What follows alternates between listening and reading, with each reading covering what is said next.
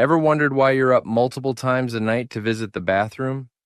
You're not alone, and it might be more than just a part of getting older. In this video, we'll explore 7 habits you can adopt today to help you enjoy a full night's rest without those frequent interruptions. Top 7 habits to stop frequent urination at night. Number 1, limit evening fluid intake. So let's dive into our first habit. Are you tired of your sleep being constantly interrupted by that urgent need to urinate? Well, one of the most effective strategies to combat these nighttime awakenings is to really manage when and how much you drink, especially in those crucial hours leading up to bedtime. Think about it. Reducing your fluid consumption about 4 to 6 hours before you plan to sleep can make a huge difference. It can significantly decrease the amount of urine your body produces overnight, and that, in turn, lessens the likelihood of those disruptive bathroom trips. Now, of course, staying hydrated is absolutely crucial. This is especially true for individuals who might be managing diabetes or prediabetes, where good hydration actually supports blood sugar control. But when it comes to preventing nocturia, timing really is everything. The key is to focus on drinking most of your fluids during the morning and early afternoon. This way, your body gets the hydration it needs for all its daily functions, but you're not overloading your bladder right before bedtime. So, gradually tapering off your intake as the evening approaches, that's a really key step to take. You might be wondering, what's a reasonable amount then? Well, individual needs do vary, but a good aim is to have your last significant drink about 4 to 6 hours before you go to sleep. Now, this doesn't mean you can't have a tiny sip of water if you're genuinely thirsty or if you need to take medication. The main thing is to avoid large quantities of any beverage. It's so important to listen to your body during the day and drink when you're thirsty, rather than trying to catch up on all your fluids in the evening. This kind of balanced approach really helps maintain good hydration while minimizing that nighttime bladder activity. Also, take a moment to consider your total daily fluid intake. For most adults, something around 8 cups, that's about 64 ounces, of water or other fluids per day is a pretty good general guideline. But remember, this can vary quite a bit based on your health conditions, how active you are, and even the climate you live in. If you have any specific health concerns, like diabetes or kidney issues, it's always best to discuss your optimal fluid intake and timing with your healthcare provider. They can help you create a personalized plan that perfectly balances your hydration needs with the goal of reducing those nighttime bathroom visits. Number 2, avoid bladder irritants. All right, moving on to our second habit. Did you know that some of your favorite foods and drinks could be secretly contributing to your frequent nighttime bathroom visits? It's true. Certain substances are known as bladder irritants. What this means is they can provoke your bladder, making it feel full and like it needs to empty more often, even when it's not truly full. So, identifying and reducing these culprits, especially in the afternoon and evening, can make a really remarkable difference in managing nocturia. Let's talk about a major offender, caffeine. You find it in coffee, tea, many sodas, and even some pain relievers. Caffeine is a double whammy. It's a diuretic, which means it increases urine production, and it's also a bladder stimulant. So, try to limit those caffeinated beverages, especially after lunchtime. If you enjoy a hot drink in the evening, perhaps opt for caffeine-free herbal teas like chamomile or peppermint. Bonus points. These can also promote relaxation before sleep. Next up is alcohol, another significant bladder irritant and diuretic. That evening glass of wine or beer might seem relaxing at the time, but it can actually lead to increased urine production and heightened bladder sensitivity, which then disrupts your sleep later on. So, It's a good idea to consider limiting alcohol, particularly in those 4 to 6 hours before bedtime. If you do choose to have a drink, try to do so in moderation and make sure it's well before you intend to go to sleep. How about spicy foods? While they're certainly flavorful, they can also irritate the bladder lining for some individuals. So, if you notice that you're urinating more frequently after eating dishes with chili peppers, hot sauce, or other strong spices, especially if you're having them later in the day, you might want to think about reducing their consumption in your evening meals. Then there are acidic foods and drinks. Things like citrus fruits, oranges, lemons, grapefruits, and also tomatoes or tomato-based products can be problematic for sensitive bladders. Now, these foods are generally healthy, of course, but if you're struggling with nocturia, it's worth paying attention to whether they seem to worsen your symptoms, particularly if you're consuming them in the evening. And here's one that might be a bit sad for some: chocolate. Unfortunately for many of us, chocolate contains both caffeine and another compound called theobromine, both of which can have a mild diuretic effect and stimulate the bladder. Darker chocolate tends to have higher concentrations of these compounds. So, if you suspect chocolate might be a trigger for you, try reducing your intake, especially in those hours before you head to bed. Finally, let's consider artificial sweeteners. These are found in many diet or sugar-free products, and they've also been linked to bladder irritation in some people. If you frequently use products containing things like saccharin, aspartame, or sucralose, it might be worth considering whether they could be contributing to your nocturia. You could try eliminating them for a while to see if your symptoms improve. And don't worry, finding enjoyable, non-irritating substitutes is definitely possible. Think about naturally sweet fruits earlier in the day, or even plain water infused with cucumber or berries. These can help you make these changes sustainable. Number 3, establish a pre-bed urination routine. Okay, on to our third habit, establishing a pre-bed urination routine. Imagine this: settling into bed, feeling relaxed and confident that your bladder won't be the reason you wake up in just a few hours. Sounds good, right? Well, creating a consistent pre-bed urination routine can be a really powerful tool in achieving this peace of mind. The core idea here is super simple. Ensure your bladder is as empty as possible right before you drift off to sleep. This significantly reduces the chances of that early morning call from nature. One really effective technique you can incorporate into your routine is something called double voiding. It sounds technical, but it simply means urinating twice before you go to bed. So, first, empty your bladder as you normally would. Then, wait just a few minutes, perhaps while you brush your teeth or finish up other pre-sleep rituals, and then try to urinate again. You might actually be surprised that you can pass a little more urine the second time around. This clever trick helps ensure you've truly emptied your bladder. Now, the timing for this routine is pretty crucial. You'll want to aim to do your final, that's your double, void right before you actually get into bed and turn off the lights.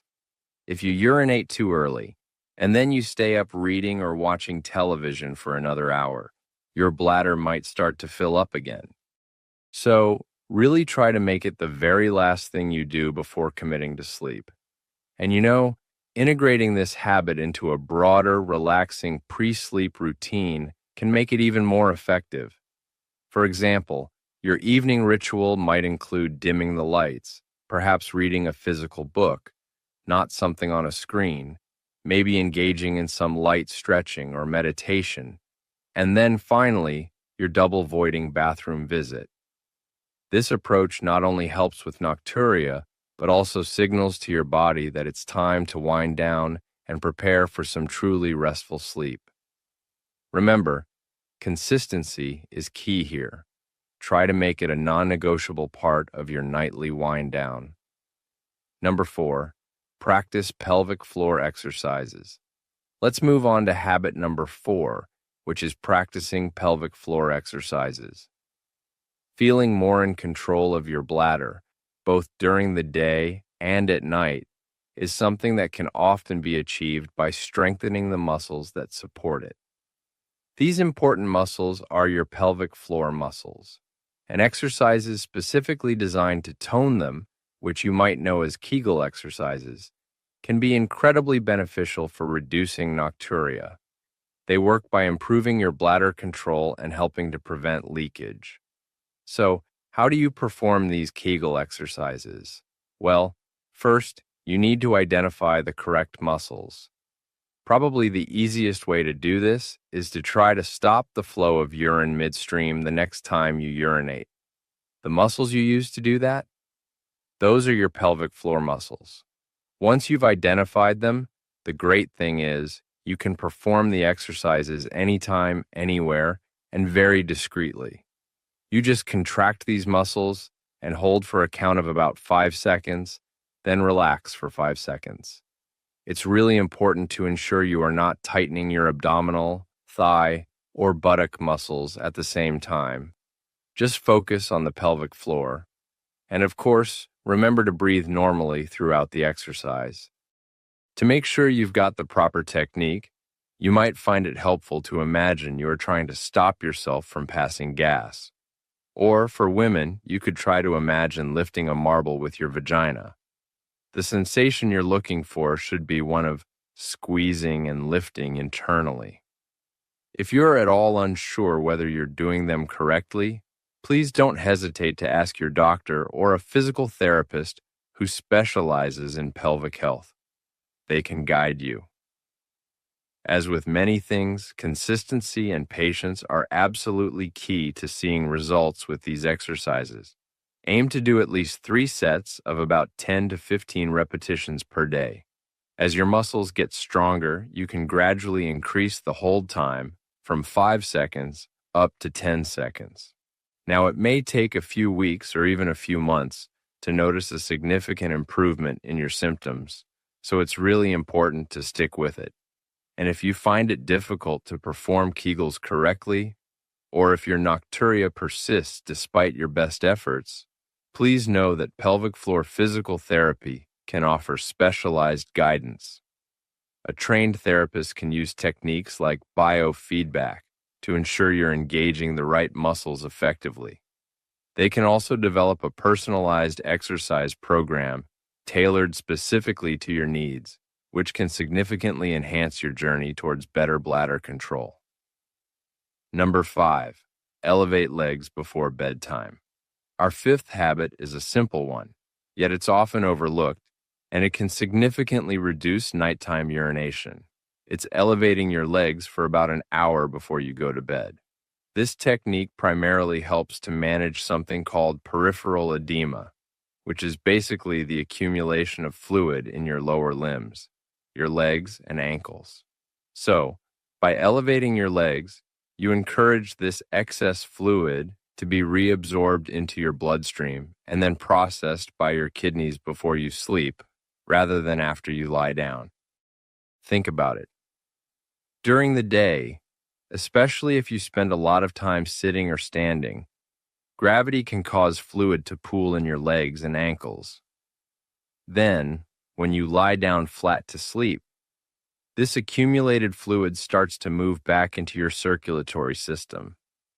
Your kidneys then get to work processing this extra fluid, and that means they produce more urine, which, you guessed it, can lead to those unwelcome nighttime bathroom trips. So, elevating your legs proactively addresses this whole issue before it becomes a problem in the middle of the night. Now, for proper elevation, you'll want to lie down on your back, either on a sofa or perhaps in bed, and raise your legs so they are above the level of your heart. You can use a few pillows stacked under your calves and ankles to achieve this position comfortably. The goal is to aim for an elevation that feels supportive and doesn't put any strain on your back or hips. And remember, even a gentle elevation can be beneficial. What about timing? Well, the optimal time to do this is for about an hour before your intended bedtime. And you can easily combine this with other relaxing pre-sleep activities you might enjoy, such as reading a book, listening to some calming music, or even practicing deep breathing exercises. This multitasking not only helps with that important fluid redistribution, but also promotes overall relaxation, which beautifully prepares your body for a good night's sleep. It can be really motivating to understand the physiological reason why this works. By encouraging the resorption of fluid from your extremities while you are still awake and able to use the bathroom, you effectively reduce the workload on your bladder during the night. It's a simple adjustment to your evening routine, but it can lead to fewer awakenings and more consolidated, refreshing sleep. And who wouldn't want that? Number 6, keep a symptom diary. Coming in at number 6 is the habit of keeping a symptom diary. You see, understanding the unique patterns and triggers of your own nocturia is a really crucial step towards managing it effectively. And a symptom diary, which is sometimes called a bladder diary, is an absolutely excellent tool for this. By meticulously tracking your habits and symptoms, you can uncover personal insights that might not be immediately obvious. This, in turn, empowers you to make targeted changes and also to communicate much more effectively with your healthcare provider. So what should a helpful diary template include? Well, for each day, you'll want to record the types and amounts of fluids you drink, and importantly, when you consume them. Also, note the times you urinate, both during the day and, of course, any nighttime awakenings. It can also be really useful to record the volume of urine if that's possible. A special measuring hat for the toilet can help with this. Additionally, track your food intake, especially those potential bladder irritants we talked about, like caffeine, alcohol, or spicy foods, and also any medications you take. And don't forget to log when you go to bed, when you wake up, and generally, the quality of your sleep. After keeping this diary for about a week or two, patterns may really begin to emerge. You might notice, for instance, that on days you have a late afternoon coffee, your nighttime awakenings increase. Or perhaps you'll see that certain foods seem to correlate with more frequent urination for you. Recognizing these individual triggers is so powerful because it allows you to make informed decisions about your lifestyle adjustments.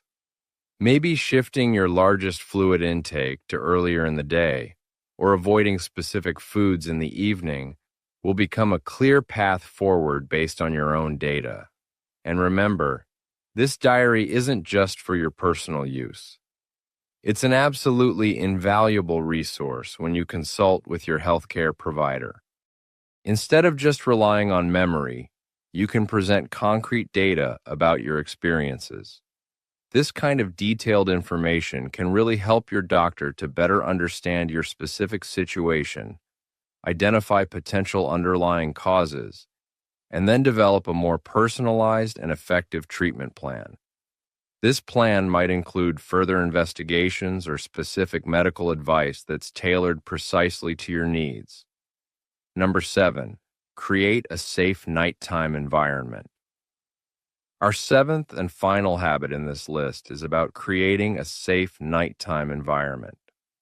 Now, while our main goal is certainly to reduce those nighttime bathroom trips, it's also really wise to make any necessary journeys as safe and as minimally disruptive as possible.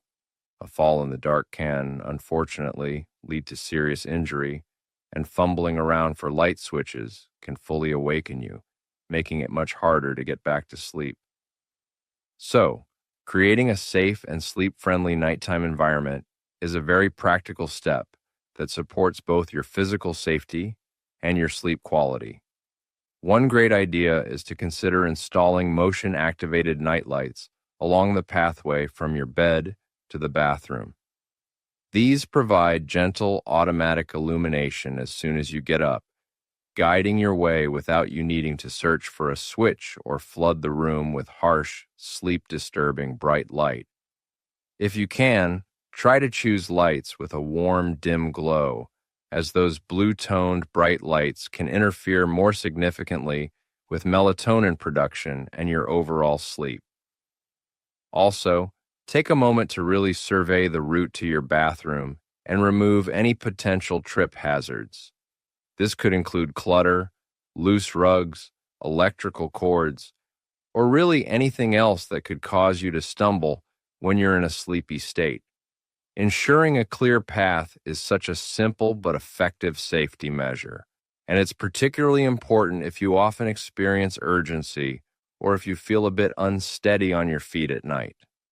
Now, for situations where urgency is particularly high or if mobility is limited, it's worth considering bedside solutions. Things like a bedside commode or a urinal can be a very practical option for some people. They minimize the distance you need to travel and reduce the risk associated with navigating to the bathroom when you're half asleep. If you think these might be beneficial for you, it's a good idea to discuss these options with your healthcare provider or perhaps an occupational therapist.